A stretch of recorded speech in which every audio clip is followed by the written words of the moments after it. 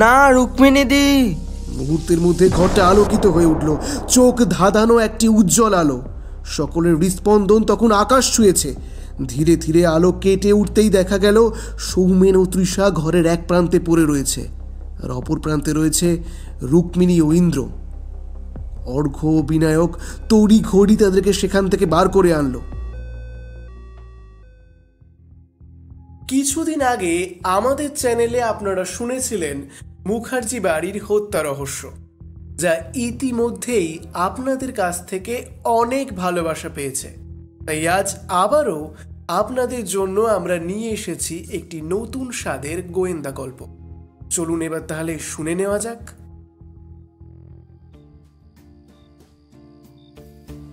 তখন রাত্রি 10:30 বাজে। ডিমের ডালনা আর রুটি এখনো যেন মুখের মধ্যে লেগে আছে। বিনায়ক খুব দারুণ রান্না করে, এইরূপ ভাবছিলেন আমাদের গোয়েন্দা বাবু। তার চোখ এখন ল্যাপটপের স্ক্রিনে। না, এখন কিন্তু তিনি কোনো সত্যের অনুসন্ধান করছেন না, বরঞ্চ গভীর কোনো ষড়যন্ত্রের পরিকল্পনা করছেন। সেই মুহূর্তেই ফোনটা বেজে উঠল। যথারীতি একটা আননোন নাম্বার। প্রথমটা একটু বিরক্তি বোধ হলেও ফোনটা রিসিভ করলেন অর্ঘ্য।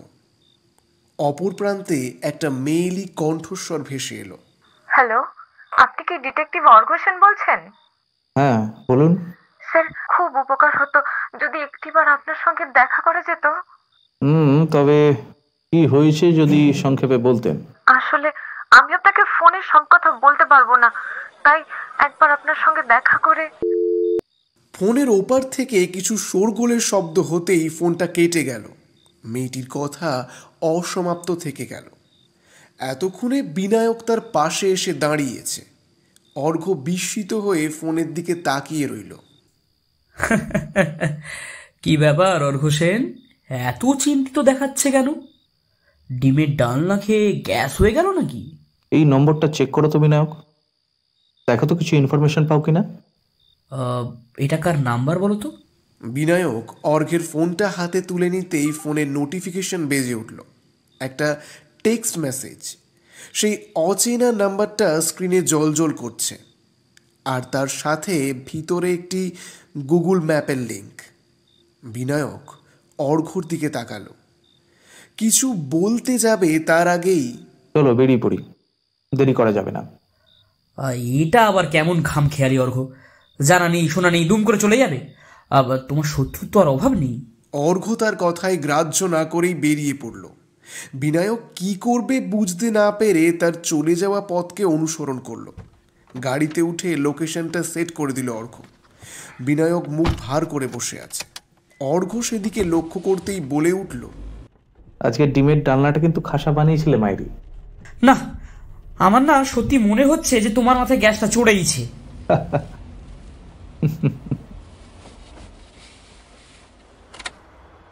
গাড়ি যথাস্থানে পৌঁছাতে দেখা গেল জায়গাটির জনঘনত্ব বেশ কমে এসেছে।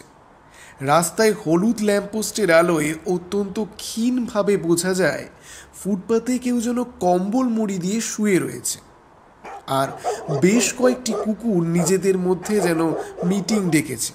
দু একটা লোক পথ দিয়ে হেঁটে যাচ্ছে। হঠাৎ একটা স্কুটি এসে সামনে ব্রেক মেরে দাঁড়ালো। আর একটু হলেই যেন গাড়িটা বিনায়কের গলায় চেপে যেত, তা নিয়ে কোনো রকম সন্দেহ নেই। আরে আরে আরে ম্যাডাম, করেন কি? সরি, আপনার লাগেনি তো? আরে লাগেনি মানে?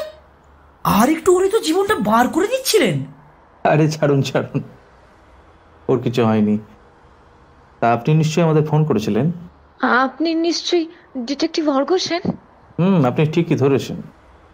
তবে আপনি একটু শান্ত হয়ে দাঁড়ান, দিয়ে বলুন ঘটনাটি কি।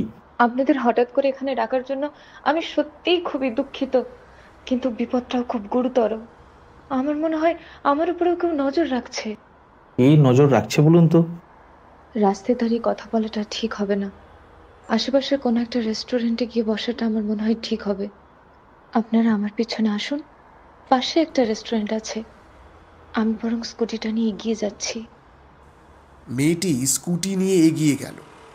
এতক্ষণ বিনায়ক চুপ করে দাঁড়িয়ে বিষয়টাকে বুঝে উঠবার চেষ্টা করছিল, নিজের প্রাণটাকে কোনো রকম ঢোক গিলে কিছুক্ষণ আগেই বাঁচিয়েছে সে।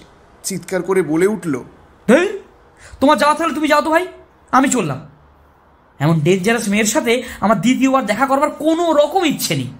আরে চড়ছো কেন? চলো তাড়াতাড়ি, না হলে মেয়েটা ফসকে যাবে। অর্ঘ্য গাড়িতে উঠে তাড়াতাড়ি স্টার্ট দিল। একরাশ বিরক্তি বোধ নিয়ে বিনায়ক উঠে বসলো গাড়িতে। মেয়েটিকে অনুসরণ করে তারা একটা রেস্টুরেন্টের সামনে পৌঁছালো। সেখানে মানুষের ভিড় কম। মেয়েটি একটি ফাঁকা জায়গা দেখে বসে পড়ল। হেলমেটটা খুলে টেবিলের ওপর রাখল। অর্ঘ্য ও বিনায়ক তার ঠিক সামনের চেয়ারে বসে পড়ল। মেয়েটি যথারীতি বলতে শুরু করলো, আপনাদের জন্য কিছু অর্ডার করব কি?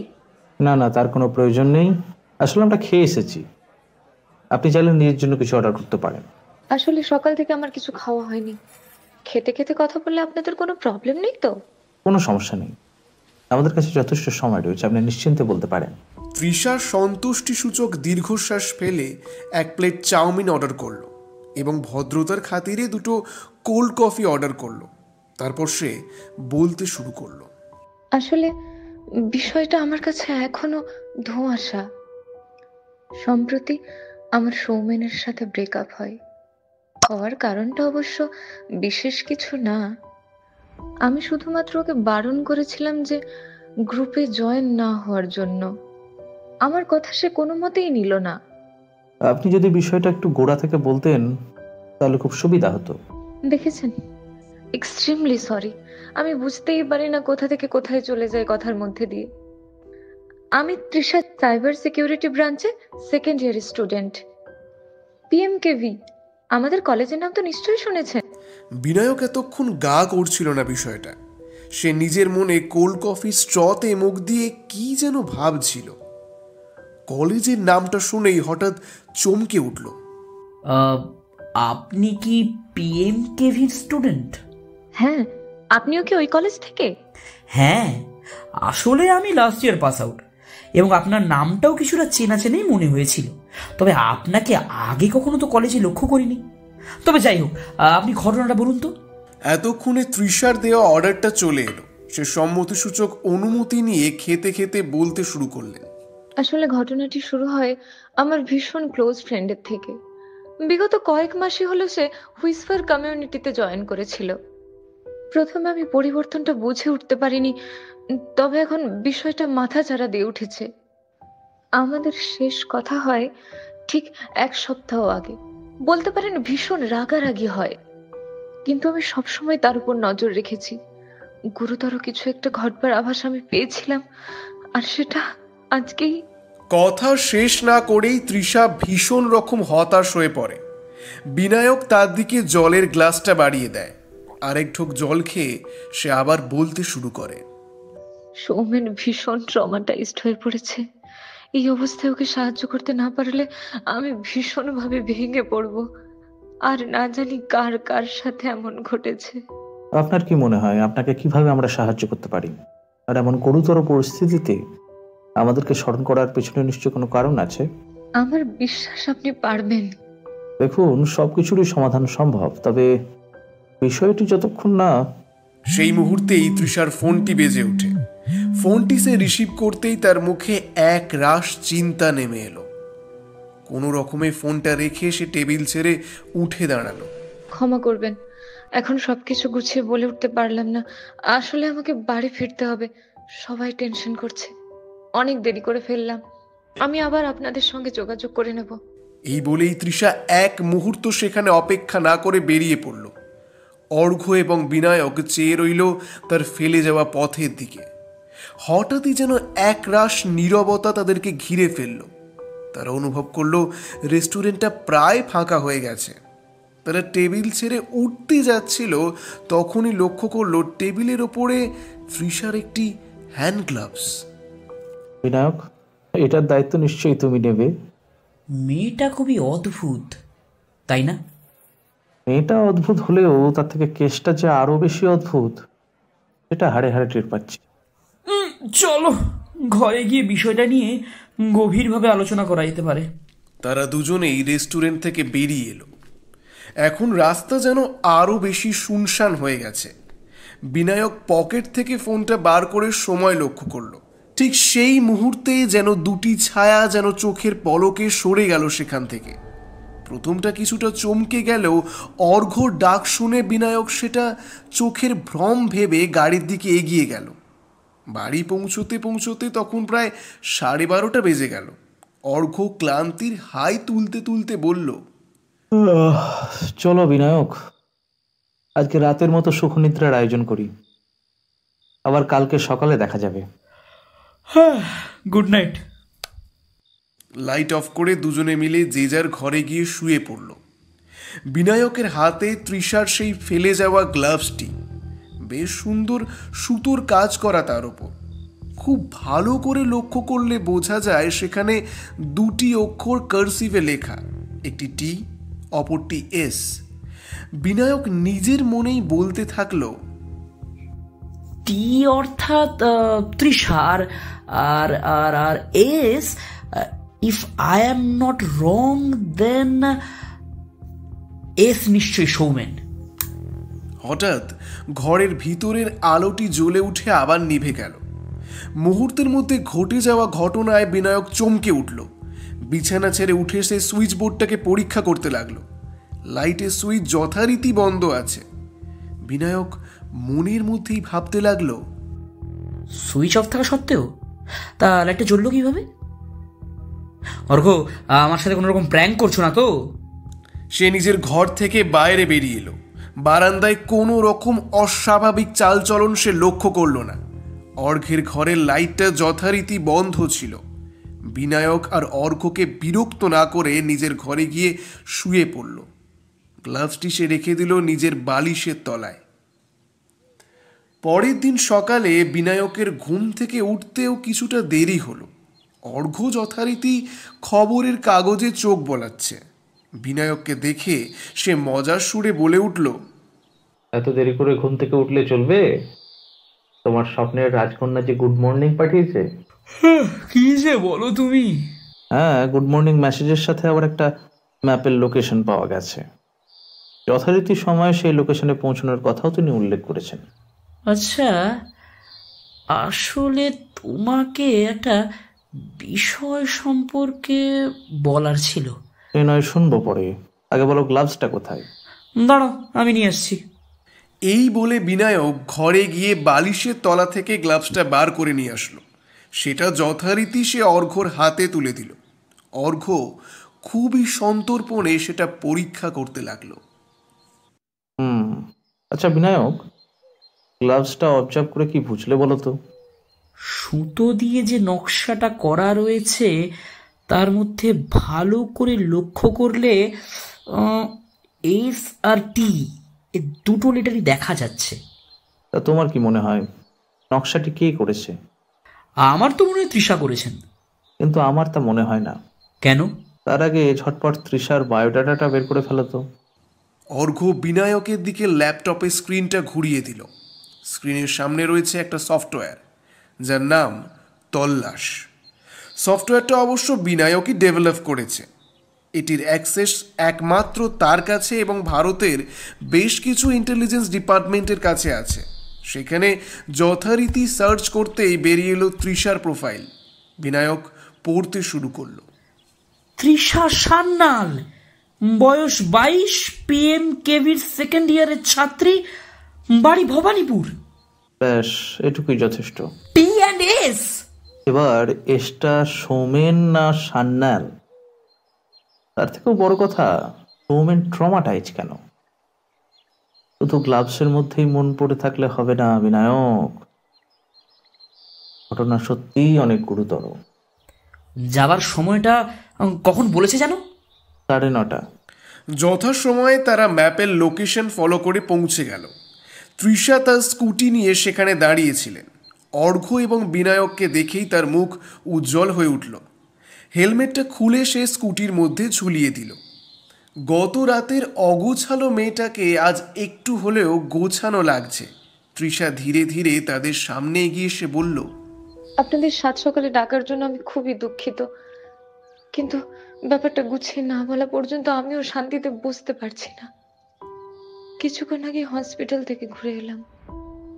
সৌমেন আগের থেকে ঠিক আছে, কিন্তু ডাক্তার ওর সাথে দেখা করতে দিচ্ছে না। আচ্ছা, আপনি যদি সৌমনের ব্যাপারে আর একটু খুলে বলেন এবং ঘটনাটি যদি একটু বিস্তারিত বলেন তাহলে খুব সুবিধা হতো। আচ্ছা, হাঁটতে হাঁটতে যদি কথা বলা যেত, তাতে আপনাদের কোনো প্রবলেম নেই তো? না না, কোনো অসুবিধা নেই, আপনি বলতে শুরু করুন। আসলে আমাদের কলেজের উর্বর মস্তিষ্কের কিছু ছাত্ররা মিলে একটি গ্রুপ তৈরি করে, যেটির নাম দেয় হুইসপার। বলতে গেলে সেখানে অন্যান্য ছাত্ররা প্রবেশ করতে পারতো না, আমিও ব্যতিক্রম ছিলাম না। যতদূর জানতে পেরেছিলাম কলেজের কোনো টিচারও সেই গ্রুপে ইনভলভ নেই। এবার নিশ্চয় বুঝতেই পারছেন, সকলের মধ্যেই একটা অজানা কৌতূহল ছিল। হুইসপার নামটা কিন্তু ভীষণ ইন্টারেস্টিং। একদমই তাই। তবে এরকম কোনো একটা গ্রুপ থাকাটা খুব একটা অস্বাভাবিক বিষয় না। অনেক কলেজেই তো অনেক রকম গ্রুপ থাকে। তবে মূলত আমাদের কনসার্ন ছিল সৌমেনকে নিয়ে। আমাদের ক্লাসে স্কলার ছেলে, রীতিমতো যে কোনো ইকুয়েশন মুহূর্তের মধ্যে সলভ করে দিত। কলেজের মধ্যমণি বলতে পারেন। তাহলে সৌমনের ট্রমাটাইজ হওয়াটা ভীষণ রকম অস্বাভাবিক শোনায়, তাই না? এক্স্যাক্টলি। আমি তো এই বিষয়টাই কাউকে বুঝে উঠতে পারছি না। এক্সকিউজ মি, একটা কল আসছে। ফোনটা রিসিভ করার কিছু মুহূর্তের মধ্যেই তৃষার মুখের ভঙ্গিমা সম্পূর্ণ পাল্টে গেল। তারা বুঝতে পারল ফোনের অপর প্রান্ত থেকে কেউ যেন চিৎকার করে কিছু বলতে চাইছে। তৃষা থরথর করে কাঁপতে শুরু করলো। ফোনটা তার হাত থেকে পড়ে গেল। বিনায়ক তৎক্ষণাৎ পিছন থেকে এসে তাকে ধরল। অর্ঘ্য সঙ্গে সঙ্গে দৌড়ে গিয়ে গাড়ি থেকে জলের বোতলটা তুলে আনলো। বিনায়ক তার মুখে জল ছিটিয়ে দিতেই ধীরে ধীরে তার চোখ খুলল। আপনি ঠিক আছেন তো? ঠিক যেটা আমি কল্পনা করেছিলাম। আমার আরো আগে বিষয়টা নিয়ে ভাবা উচিত ছিল, তাহলে হয়তো এমন কিছু ঘটতো না। আপনি প্লিজ একটু শান্ত হয়ে বসুন তো। বিনায়ক চটপট, তুমি ওনাকে একটু ধরো, চলো গাড়িতে গিয়ে ওনাকে বসাও। তারা দুজনে মিলে খুবই সাবধানে তৃষাকে গাড়িতে নিয়ে গেল। গাড়ির সিটে তাকে বসিয়ে দিয়ে বিনায়ক বলে উঠল, অর্ঘ্য, ডাক্তার ডাকবো? চিন্তা করো না, উনি হয়তো শক পেয়েছেন, কিছুক্ষণ ওনাকে রেস্ট করতে দাও, আস্তে আস্তে ঠিক হয়ে যাবেন। কিছুক্ষণ পর তৃষা নিজে থেকেই গাড়ির ভেতর থেকে বেরিয়ে এলো। অর্ঘ্য এবং বিনায়কের মুখে স্পষ্ট চিন্তার ছাপ দেখা যাচ্ছিল। বিষয়টা যে আরো গুরুতর হয়ে উঠেছে সেটা তারা টের পাচ্ছিল। আমার আপনাদের অনেক ধন্যবাদ, তবে আমাকে এক্ষুনি কলেজ যেতে হবে। Rohit is no more. What? Binayak, তুমি বরঞ্চ ওনার স্কুটি নিয়ে এসো, আমি ওনাকে গাড়ি করে কলেজের সামনে ড্রপ করে দেবো। বিনায়ক যথারীতি ঘাড় নেড়ে সায় দিল। এতক্ষণে বিনায়ক ভুলেই যাচ্ছে যে তার পকেটের মধ্যেই এখনো তৃষার গ্লাভস রয়েছে। স্কুটিতে স্টার্ট দিয়ে সে সোজা চলে এলো নিজের কলেজে। সেখানে পৌঁছে এসে দেখতে পেল অর্ঘ্য একজন পুলিশের সঙ্গে কথা বলছে। দেখে বোঝা যাচ্ছে তৃষা এতক্ষণে কলেজের ভেতরে ঢুকে গেছে। অর্ঘ্যর কাছে এগিয়ে যেতেই সে বুঝতে পারল এটা অন্য কেউ নয়, স্বয়ং ইন্সপেক্টর দাস। বিনায়ককে সেই স্থানে উপস্থিত হতে দেখে ইন্সপেক্টর দাস বললেন, আরে বিনায়কবাবু যে, শুনলাম নাকি আপনি এই কলেজেরই ছাত্র? হ্যাঁ, আপনি ঠিকই শুনেছেন, কিন্তু ভেতরের পরিস্থিতি কেমন? দেখুন, কলেজ কর্তৃপক্ষ কিন্তু সেভাবে সহযোগিতা করেনি। তাদের সকলের অনুমান মৃত্যুটি খুবই স্বাভাবিক, যদিও মৃত্যুর তেমন কোনো কারণ আমরা বুঝতে পারিনি। ভিতরে উপস্থিত সকলে বলছে দাঁড়িয়ে থাকতে থাকতে নাকি ছেলেটি হঠাৎ করে মাটিতে পড়ে যায়। তখন সবাই ধরাধরি করে তাকে নিকটবর্তী হাসপাতালে নিয়ে যায়। সেখানে গিয়ে তারা বুঝতে পারে ছেলেটি মারা গিয়েছে। তবে থানায় যে কে কল করেছিল সে বিষয়ে কিন্তু আমরা এখনও সন্দেহের মধ্যে রয়েছি, কারণ পুলিশকে এখানে উপস্থিত দেখে তারা সকলেই ঘাবড়ে গিয়েছিল। সহযোগিতা না পাওয়ায় আমিও আর তেমন গা করিনি। একটার পর একটা রহস্য যেন বেড়েই চলেছে। তবে আপনারা এখানে কেন বলুন তো? কোনো কেসের উপর কাজ চলছে নাকি? হ্যাঁ দাসবাবু, বিষয়টা সম্পূর্ণরূপে ধোঁয়াশা বলতে পারেন। এই মৃত্যুর খবরটা জটিলতা আরো বাড়িয়ে তুলেছে। তৃষার সাথে একবার কথা বলা দরকার। তৃষাকে? সে বিষয়ে না হয় আপনাকে পরেই গুছিয়ে বলবো। তা দাসবাবু, ভিতরে কার কার বয়ান নিয়েছেন সে বিষয়ে যদি একটুখানি বলেন। আসলে ওখানে অনেকেই উপস্থিত ছিল, তেমনভাবে কারো বয়ানই নেওয়া হয়নি। যা ওপরে ওপরে শুনলাম তাই আপনাকে বললাম। তবে হ্যাঁ, একটি মেয়ে বিরোধিতার সুরে কথা বলছিল ঠিকই। এই মেয়েটির নাম কি জানেন বা কেমন দেখতে? হ্যাঁ, তা অবশ্য আপনাকে আমি দেখিয়ে দিতে পারি। তবে পুলিশের উপস্থিতি কলেজ কর্তৃপক্ষ ঠিক মেনে নিচ্ছে না। আরে কোনো ব্যাপার না, আপনাকে ভেতরে যাবার কোনো প্রয়োজন নেই। বিনায়ক, নিজের কাজ শুরু করে দাও।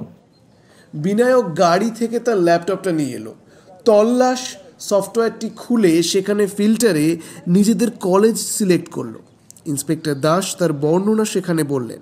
সঙ্গে সঙ্গে স্ক্রিনের ওপর ভেসে উঠল একটা প্রোফাইল। বিনায়ক পড়তে শুরু করলো।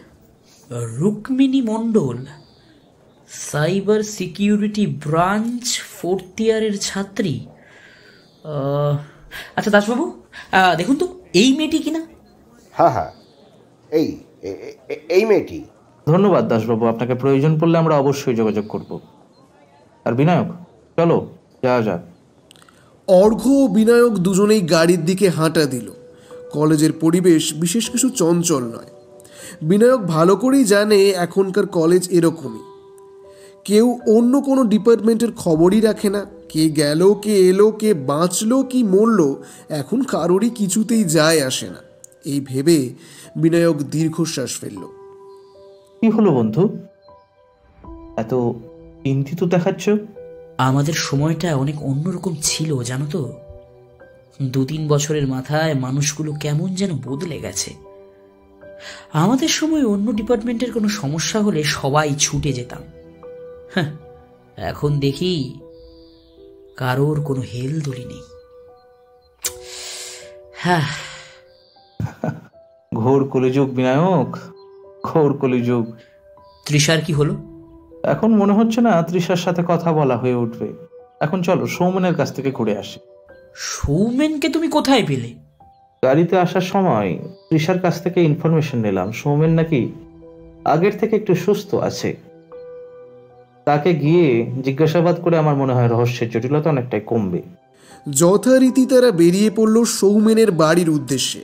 সেখানে পৌঁছে তারা লক্ষ্য করল বাড়িটা বেশ ছিমছাম। একটা সাধারণ নিম্ন মধ্যবিত্ত বাড়ি যেরকম দেখতে হয় ঠিক তেমন। কোনো কলিং বেল নেই। দরজায় টোকা দিয়ে তারা অপেক্ষা করে রইল। একজন বয়স্ক ভদ্রমহিলা কিছুক্ষণের মধ্যেই দরজাটি এসে খুলে দাঁড়ালেন। বলে ওঠেন, আপনাদের তো ঠিক চিনতে পারলাম না। মাসিমা, আসলে আমরা সৌমেনের বন্ধু। হসপিটাল থেকে ছুটি পেয়েছে শুনেই চলে এলাম। ও কি ভেতরে আছে? হ্যাঁ, সে তো ভিতরেই আছে। কিন্তু বাবা, কিছু মনে করো না। বলছি যে 2 দিন পরে আসলে ভালো হতো না? মানে ছেলেটা এই মাত্র হসপিটাল থেকে আসলো। না না মাসিমা, আমরা বেশি সময় নেব না, একবার দেখা করেই চলে যাব। ঠিক আছে, আসো আসো তাহলে। সৌমেনের মা ওনাদের ঘরের মধ্যে নিয়ে গেলেন। ঘরের পরিবেশের মধ্যে ভীষণ নিস্তব্ধতা ছড়িয়ে রয়েছে। ভিতরের ছোট্ট একটি ঘরে সৌমেন খাটিয়ার ওপর শুয়েছিল। খোলা জানলা দিয়ে সূর্যের আলোক রশ্মি ভেতরে প্রবেশ করেছে। অন্ধকার ঘরটাতে একটা ক্ষীণ আলো বোঝা যাচ্ছে। বাবু, এই বাবু, দেখ দেখ বাবা, তোর বন্ধুরা দেখা করতে এসেছে। তোরা কথা বল, আমি ততক্ষণ তোদের জন্য বরং চাটা করে নিয়ে আসি। না না মাসিমা, আমরা চা খাবো না, চিন্তা করার কোনো প্রয়োজন নেই। আরে না না, তা বললে হয় নাকি? এই প্রথমবার আমাদের বাড়িতে এলে, আর কিছু না খেয়েই চলে যাবে? বসো তো বসো, তোমরা বসো, আমি চাটা করে নিয়ে আসি। এই বলে সৌমেনের মা ঘর থেকে চলে গেলেন। আমাদের বাঙালিদের এই একটি স্বভাব। ঘরে অভাব থাকতে পারে, কিন্তু ভালোবাসার বিন্দুমাত্র কমতি টের পাওয়া যায় না।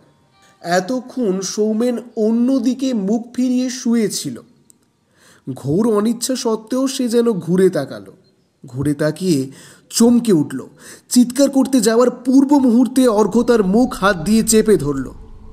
সৌমেন, চিন্তা করো না, আমরা পুলিশের লোক না বা কোনো এজেন্সি থেকেও আসছি না। এই যে এনাকে দেখছো, ইনি হচ্ছেন তোমাদের কলেজের সিনিয়র, আর আমাকে নিজে তুমি বন্ধুই বলতে পারো। তৃষা আমাদের পাঠালো। তৃষা কেমন আছে সে? সে আমার খোঁজ নেওয়ার জন্য আপনাদের পাঠিয়েছে? হ্যাঁ, তুমি নিজেকে গুটিয়ে নিতে চাইলেও তোমার শুভাকাঙ্ক্ষী অনেক রয়েছে। দেখো তো এই গ্লাভসটা চিনতে পারছো কিনা? বিনায়ক নিজের পকেট থেকে গ্লাভসটা বার করে সৌমেনের মুখের সামনে ধরল। সৌমেন খুব যত্ন করে গ্লাভসটি তার হাতে তুলে নিল।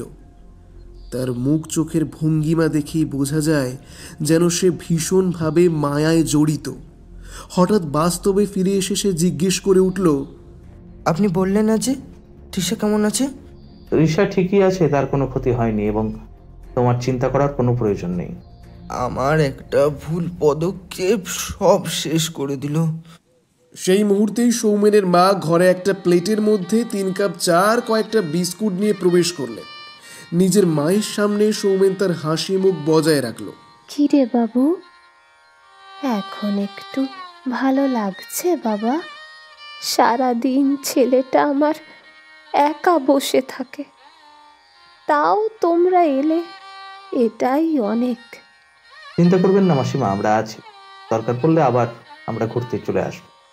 তা বেশ বেশ, নাও নাও, আগে চাটা খেয়ে নাও তো দেখি, তারপর তোমরা যত খুশি গল্প করো। এই বলেই সৌমেনের মা ঘর থেকে বেরিয়ে চলে গেলেন। সৌমেন তার মায়ের ফিরে যাওয়া পথের দিকে চেয়ে রইল। তার চোখ ছলছল করছে। বোঝা যাচ্ছে সে মায়ের কষ্টে প্রচণ্ড ব্যথিত। মাথা নিচু করে সে বলতে শুরু করলো, আমি আগাগোড়াই পড়াশোনাকে খুব ভালোবাসি। কলেজের টপার স্টুডেন্টদের নিয়ে একটা গ্রুপ তৈরি হবে শুনে আমিও প্রচণ্ড উৎসাহিত ছিলাম। আমাদের সিনিয়র দিদি রুক্মিণী, উনি গ্রুপটা বানানোর মূলে ছিলেন। সকল উর্বর মস্তিষ্কের মানুষ এক জায়গায় জড়ো হলে যা হয় আর কি। আমি সেখানে একটা গবেষণার কথা প্রকাশ করলাম, তো সবাই বেশ খুশিই হলো, বিশেষ করে রুক্মিণীদি। আমার সেই প্রজেক্টের উপর কাজ করা শুরু হলো। সকলেই খুব ভালো ছিল জানেন, কিন্তু প্রজেক্টটা কমপ্লিট হওয়ার পর এমন হবে আমি সত্যিই ভাবতে পারিনি। প্রজেক্টের সম্পর্কে কিছু বলা যায়? ও হ্যাঁ, প্রজেক্টের নাম হচ্ছে ইন্দ্র, একটি high voltage static electricity device. এর সাহায্যে আমরা হাই ভোল্টেজ কারেন্ট খুব সহজেই তৈরি করতে পারি। প্রথমত আমার উদ্দেশ্য ছিল ইন্ডিয়ান ডিফেন্সের এই প্রজেক্টটা শো করানো। আমি প্রচণ্ডভাবে বিশ্বাসী যে এর সাহায্যে আমরা যে কোনো ধরনের ড্রোন বা সুপারসনিক জেট প্লেনকেও ইজিলি টেক ডাউন করতে পারবো। ইন্টারেস্টিং। তারপর প্রজেক্টটা তোমরা সম্পূর্ণ করতে পেরেছিলে? হ্যাঁ, আমরা প্রজেক্টটা যথারীতি সম্পূর্ণ করেছিলাম।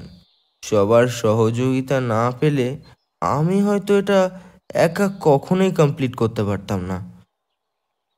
কিন্তু ঘটনাটা সেদিনই ঘটলো। যেহেতু আমি প্রজেক্টের লিড করছিলাম, সেহেতু আমার সঙ্গে রুক্মিণীদির বেশ একটা ভালো বন্ডিং তৈরি হয়ে গিয়েছিল। আমি তখন ল্যাবে ছিলাম। হ্যাঁ, রুক্মিণীদি এসে খবরটা দিল। সুমিন, একটা টপ সিক্রেট কথা বলার আছে, কিন্তু কাউকে বললে চলবে না। হ্যাঁ দিদি বলো, কি বিষয়? দেখো সুমিন, আমার সঙ্গে বাইরের দেশে অনেকের কথা হয়েছে।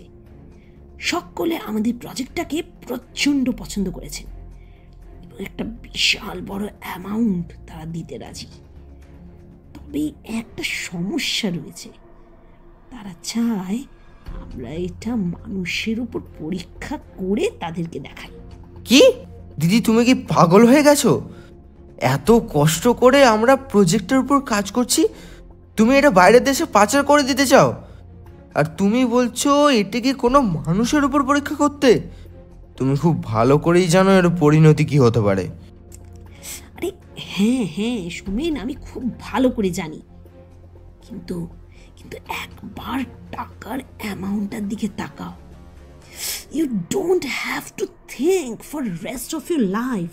দেখো রুক্মিণীদি, আমায় ক্ষমা করো, আমি তোমার কথার এগ্রি করতে পারছি না, এবং এই প্রজেক্টটা বাইরের দেশে বিক্রি করতেও আমি তোমাকে দেব না। এটাই আমার শেষ কথা। এই বলেই সৌমেন একটা দীর্ঘশ্বাস ফেলল। তারপর আবার সে বলতে শুরু করলো। তারপর আমি ল্যাব থেকে বেরিয়ে চলে আসি। রুক্মিণীদি হয়তো ভয় পেয়েছিল, যদি আমি কাউকে কথাটা বলে দিই তাহলে ভীষণ বিপদ হবে তার। সেই দিনই লাঞ্চ টাইমে সে আমাকে ডেকে পাঠালো। তৃষার প্রতি যে আমার দুর্বলতা রয়েছে সেটা সে জানতো। সেই নিয়ে সে আমাকে ব্ল্যাকমেল করতে থাকে। আমি যদি কথাটা বাইরে প্রকাশ করি তাহলে নাকি তৃষাকে। রোমেন, এখন কাঁদলে হবে না। কুইক, ফার্স্ট, এখনই আমাদের কলেজ যেতে হবে। তৃষা কিন্তু এখনো ওখানে উপস্থিত আছে। আজ সকালে কিন্তু রোহিত মারা গেছে। রোহিত মারা গেছে? হ্যাঁ, তোমার কথা শুনে মনে হচ্ছে এর পেছনে রুক্মিণী বলে মেয়েটির হাত রয়েছে। প্লিজ আপনারা আমাকে কলেজে নিয়ে যাবেন। সেই মুহূর্তেই তারা সেখান থেকে বেরিয়ে পড়ল। গাড়ি ছুটল সোজা কলেজের দিকে। সকলের মনের মধ্যে একটাই ভয় কাজ করছে। সৌমেন খুব ভালো করেই জানে ইন্দ্রর সাহায্যে অনায়াসে এক ঝটকায় ৬-৭টি মানুষ মেরে ফেলা সম্ভব। নিজের আবিষ্কারের ওপরে সে আফসোস করতে থাকে। তার জন্য একটা নিরীহ ছেলের প্রাণ গেল, এই জিনিস সে আর পুনরায় হতে দেবে না। কলেজের সামনে এসে গাড়ি থামতেই সেখান থেকে নেমে সৌমেন ছুটতে শুরু করলো। তার পেছনে ছুটলেন বিনায়ক ও অর্ঘ্য। তারা সোজা গিয়ে ল্যাবে উপস্থিত হতেই ভীষণভাবে চমকে উঠল। ল্যাবের এক প্রান্তে রুক্মিণী আর অন্য প্রান্তে তৃষা। সৌমেন চিৎকার করে উঠল, না রুক্মিণীদি! মুহূর্তের মধ্যে ঘরটা আলোকিত হয়ে উঠল। চোখ ধাঁধানো একটি উজ্জ্বল আলো। সকলের হৃৎস্পন্দন তখন আকাশ ছুঁয়েছে। ধীরে ধীরে আলো কেটে উঠতেই দেখা গেল সৌমেন ও তৃষা ঘরের এক প্রান্তে পড়ে রয়েছে, আর অপর প্রান্তে রয়েছে রুক্মিণী ও ইন্দ্র। অর্ঘ্য ও বিনায়ক তড়ি ঘড়ি তাদেরকে সেখান থেকে বার করে আনলো। হসপিটালের বেডে রুক্মিণী শুয়ে রয়েছে। ডক্টররা জানিয়েছেন প্রচণ্ড ক্রিটিক্যাল সিচুয়েশন। সৌমেন ও তৃষা এখন সুস্থ, তবে তাদের মনের মধ্যেও আতঙ্কটা ঠিক কেটে ওঠেনি। জানো অর্ঘ্য, তোমাকে একটা কথা বলে ওঠা হয়নি। কোন কথাটা? আসলে তৃষার সাথে দেখা করে ফিরে সেদিন রাতে আমার ঘরের বাল্বটা হঠাৎ করে জ্বলে নিভে যায়। আলোর কিছুটা ওই ল্যাবে দেখা আলোর মতোই। আমাদের কে যে ফলো করে যাচ্ছিল সেটা ঠিক বুঝে উঠতে পারিনি। হ্যাঁ বিনায়ক, আসলে টেস্টিংটা প্রথমে তারা কম ভোল্টেজেই করেছিল, তাই সেখানে কোনো রকম সমস্যা হয়নি। তোমার ঘরের বাল্বটা কেটে যায় মাত্র। তুমি খুব ভালো করেই জানো একটা মানুষকে অচেতন করতেও বিশাল কিছু ভোল্টেজের দরকার হয় না। তবে শেষবারের বার রুক্মিণীর হাতে যখন সেটি ছিল তার ভোল্টেজ অত্যাধিক মাত্রায় বেশি ছিল এবং সেটি খালি হাতে চালানো প্রচণ্ড বিপজ্জনক ছিল। আর সৌমেন ছাড়া এই বিষয়ে বিশেষ কারোর জ্ঞান ছিল বলে আমার মনে হয় না। তবে যাই হোক, আমাদের গল্পের নায়িকা কিন্তু তৃষা। ঠিকই বলেছ, মেয়েটা অত্যন্ত সাহসী। ইন্ডিয়ান ডিফেন্স মিনিস্ট্রিতে একটা ইমেল করো, অস্ত্রটি তাদের হাতে তুলে দেওয়াই বেটার হবে। আর আশা করি সৌমেনকে এর জন্য পুরস্কার দেওয়া হতে পারে। বিনায়ক সম্মতি সূচক মাথা নাড়ল। পকেট থেকে তৃষার গ্লাভসটা একবার বের করে আবার সে পকেটে ঢুকিয়ে রাখল।